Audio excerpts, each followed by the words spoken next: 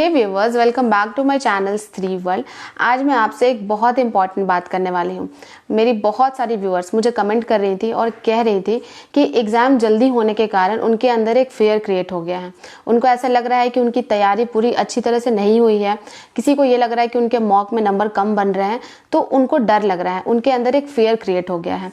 तो आज मैं आपसे ऐसी बातें करूँगी, आपको कुछ ऐसे टिप्स दूंगी जिससे कि आप अपने इस फेयर को साइड कर सकते हैं और साइड करने के बाद अपने प्रिपरेशन को एक अच्छी डायरेक्शन में आगे ले जा पाएंगे। सबसे पहली बात कि आप थोड़ा सोचना कम कर दीजिए। आपने अभी तक क्या पढ़ा क्या नहीं पढ़ा, इससे अपना ध्यान हटा दीजिए कुछ देर के लिए, और आप आज क्या पढ़ सकते हैं इस पर फोकस करिए। मैं आपको हमेशा कहती हूँ कि आपको अपने आज पर फोकस करना है। हमारे साथ क्या होता है कि हम बहुत ज़्यादा इस टेंशन में रहते हैं कि एग्ज़ाम तो जल्दी हो रही है, हमारे मॉक में नंबर नहीं बन रहे हैं, हमने अभी तक सिलेबस कंप्लीट नहीं किया है, पहले पढ़ लिए होते तो बहुत अच्छा होता। आप पहले पढ़ लिए होते तो बहुत अच्छा होता, वो बीती हुई बात है, ठीक है। तो आपको अपने पास्ट पर फोकस नहीं करना है, प्रेजेंट पर फोकस करिए कि ठीक है, आपने अभी तक अपनी प्रिपरेशन बहुत अच्छी नहीं की है, लेकिन इन 15 दिनों में आप क्या क्या कर सकते हैं, आपकी कैपेबिलिटीज़ क्या क्या हैं, इस पर फोकस करिए। देखिए, ये सुनने में बहुत आसान बात लगती है कि हाँ, हमें पास्ट पर फोकस नहीं करना चाहिए, लेकिन आप कभी अपने रियल लाइफ में इसे अप्लाई करिएगा ना, तो ये बहुत टफ होता है। आप कभी अपने से रियल लाइफ में अप्लाई करके देखें, हमारा माइंड मैक्सिमम टाइम पास्ट में उलझा हुआ रहता है, पुरानी बातों को सोचता रहता है। तो इससे आपको अपने माइंड को थोड़ा फ्री करना होगा, और फ्री करने के बाद अपना ध्यान केवल और केवल अपने कैपेबिलिटीज़ पर लगाइए, अपने प्रेजेंट पर लगाइए। और जब आप अपना ध्यान अपने प्रेजेंट पर लगाएंगे तो आप अपने स्टडीज़ को ज़्यादा टाइम भी डिवोट कर पाएंगे, और साथ ही साथ आप डाइवर्ट होने से बहुत ज़्यादा बच जाएंगे। और ये बहुत ज़्यादा इंपॉर्टेंट है अभी के टाइम में कि आप डाइवर्ट कम हो। हमारी प्रॉब्लम ये है कि हम पढ़ना चाहते भी हैं और पढ़ना नहीं भी चाहते हैं। हम सुबह उठना भी चाहते हैं, लेकिन अलार्म बजने के बाद हम सुबह सोना भी चाहते हैं। तो ये माइंड की ड्यूअल नेचर है। हमारे पास माइंड हमेशा दो ऑप्शन देता है, और अभी ये टाइम है कि हम बेस्ट ऑप्शन को चूज़ करें। हमारे पास अब ये टाइम नहीं है कि हम उसको वेस्ट करें या फिर सोने में बर्बाद करें। तो अभी सबसे इंपॉर्टेंट बात ये है कि आपका माइंड आपको जो ऑप्शंस दे रहा है उसमें से आपको बेस्ट चूज़ करना है, ठीक है। देखिए, आप में से बहुत लोग सीडीपी की तैयारी कर रहे हैं, केवीएस की तैयारी कर रहे हैं, तो उसमें आप सीडीपी सब्जेक्ट पढ़ते ही होंगे, ठीक है। तो सीडीपी सब्जेक्ट में एक आपका प्रिंसिपल है इद, ईगो और सुपर ईगो का।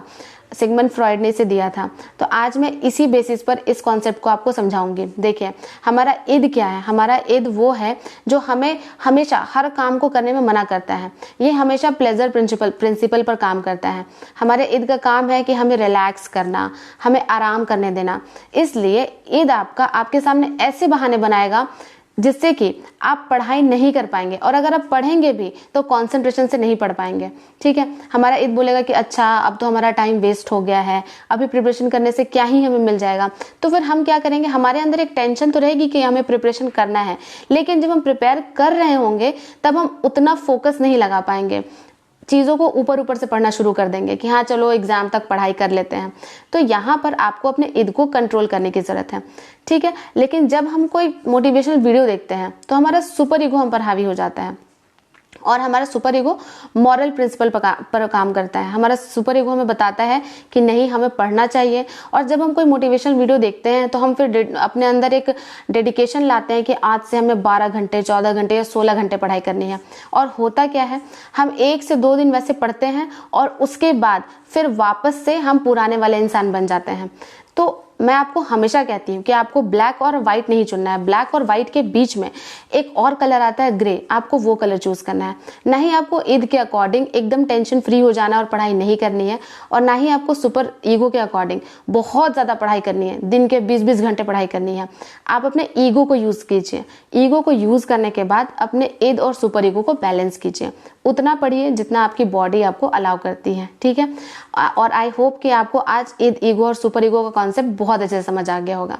ये तो थी मोटिवेशन की बात। तो चलिए, आज मैं आपको कुछ ऐसे टिप्स भी दूंगी जिसको यूज़ करने के बाद, जिसको अप्लाई करने के बाद आप कम से कम इन 15 दिनों तक डाइवर्ट होने से बच जाएंगे, अपने प्रिपरेशन को एक बहुत अच्छा डायरेक्शन दे पाएंगे और अपनी प्रिपरेशन में अपना 100% परफॉर्म कर पाएंगे। सबसे पहली टिप है कि डिसाइड योर रिसोर्सेज। देखिए, हमें सिलेबस पता है, सिलेबस बिल्कुल डिटेल में पता है कि सीडीपी में क्या क्या आने वाला है, हिंदी इंग्लिश में क्या क्या आने वाला है, मैथ्स में क्या क्या आने वाला है। तो सिलेबस तो हमें पता है, अब आप ये भी डिसाइड कीजिए कि आपको पढ़ना कहाँ कहाँ से है। कहीं ऐसा तो नहीं कि आप एक यूनिट को कवर करने के लिए 10 जगह से वीडियो देख रहे हैं। अगर आप ऐसा कर रहे हैं तो समझ लीजिए कि आप अपनी प्रिपरेशन को हैम्पर कर रहे हैं। बजाय इसके कि आप एक यूनिट को 10 जगह से देखिए और उसमें अपना टाइम वेस्ट करिए, आपके लिए बेहतर ये होगा कि आप एक यूनिट को 1 या 2 जगह से ही देखिए और उसको बार बार रिविजन कर लीजिए।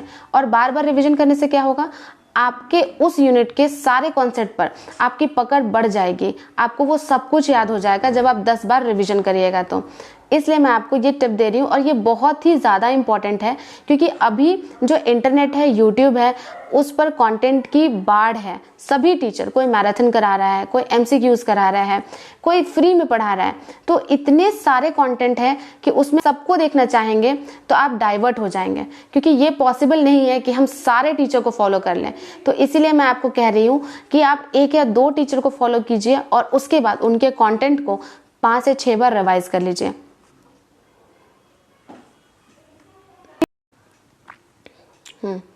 दूसरी टिप है हैव फेथ। आपने जिस भी टीचर का कोर्स परचेज किया हुआ है, जिनको भी आप यूट्यूब पर फॉलो करते हैं, आप उन पर फेथ रखिए। आप अपने दिमाग में ऐसे थॉट्स मत लाइए कि कोई और टीचर इनसे बहुत अच्छा पढ़ा रहा होगा, किसी और टीचर को इनसे बहुत ज़्यादा नॉलेज होगी।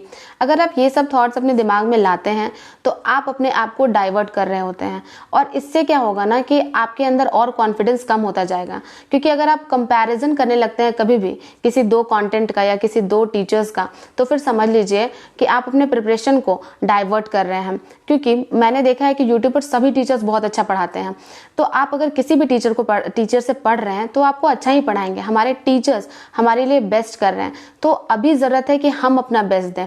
देखिए, अगर कोई स्कूल होता है तो स्कूल में कुछ बच्चे टॉप करते हैं, कुछ बच्चे फेल भी होते हैं और कुछ बच्चे एवरेज भी होते हैं। तो स्कूल तो वही होता है, टीचर भी वही होते हैं।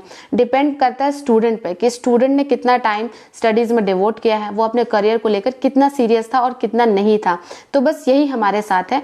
टीचर्स सभी अच्छा पढ़ाते हैं, हमें अपने आप पर कॉन्सेंट्रेट करना है कि हम कितना ज़्यादा फोकस अपनी पढ़ाई पर करते हैं और कितना ज़्यादा ट्रस्ट हम उनके मटेरियल पर करते हैं।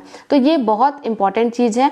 अभी ऑप्शंस हमारे पास बहुत ज़्यादा है यूट्यूब पर, लेकिन आपको किसी एक ऑप्शन को चूज करना है, उस पर ट्रस्ट करना है और उसको बार बार रिवाइज करना है। मेरी थर्ड टिप ये है कि don't think about your future too much.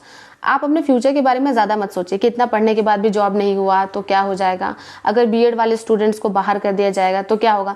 और मैं बीएड वालों को स्पेशली ये कहूँगी, आप मुझे एक बात बताइए, आप जो अभी सोच कर इतना पागल हो रहे हैं कि अगर बीएड वालों को बाहर कर दिया जाएगा तो, और अगर मान लीजिए नहीं किया गया तो, तब तो फिर आप अफसोस करते रह जाइएगा, आप रिग्रेट करिएगा, आपके दिमाग में यही रहेगा कि अरे हाँ, काश मैंने मेहनत कर ली होती तो आज मैं भी सेलेक्ट हो जाती।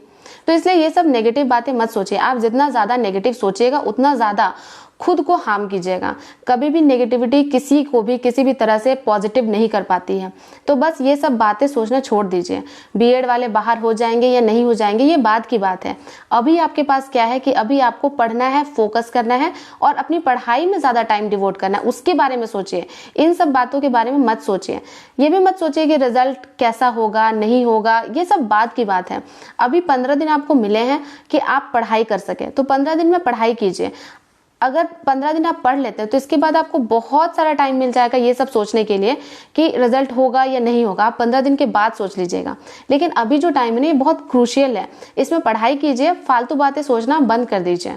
मेरी फोर्थ टिप ये है कि अपने रिवीजन को फिक्स कीजिए। देखिए, अभी बहुत सारे लोग जो हैं वो सिलेबस अपना कंप्लीट कर चुके होंगे और केवल रिवीजन कर रहे होंगे। तो आपको कितना रिवीजन करना है, कब करना है, ये फिक्स कर लीजिए। हमारे साथ क्या होता है कि हम सुबह उठते हैं और सुबह उठने के बाद हम डिसाइड ही नहीं किए होते हैं कि हमें आज क्या रिवाइज करना है, और फिर हम कुछ और पढ़ने लग जाते हैं और ऐसे करते करते हमारा दिन जो है वो पूरा वेस्ट हो जाता है। तो बेटर यही होगा कि अभी 15 डेज हैं, आप उसमें डिवाइड कर लीजिए 3 स्लॉट में कि आपको इस स्लॉट में क्या रिवीजन करना है, नेक्स्ट में क्या रिवीजन करना है। क्योंकि जब तक आप फिक्स नहीं करेंगे कि आपको रिवाइज कितना करना है, कब करना है, आप डाइवर्ट होते जाएंगे और आपका टाइम केवल वेस्ट होता जाएगा। और एंड ऑफ द डे आपको ये फील होगा कि आपने जो सोचा था आपने वो रिवीजन ही नहीं किया, आपने जितना पढ़ना था आपने उतनी पढ़ाई की ही नहीं है। तो इसलिए सबसे इंपॉर्टेंट टिप यही है कि आप जो रिवाइज कर रहे हैं, कितना कर रहे हैं और कब कर रहे हैं, ये आप फिक्स कर लीजिए। लास्ट में आपको एक मंत्र देना चाहती हूँ। If it is your good day, try to make it the best one.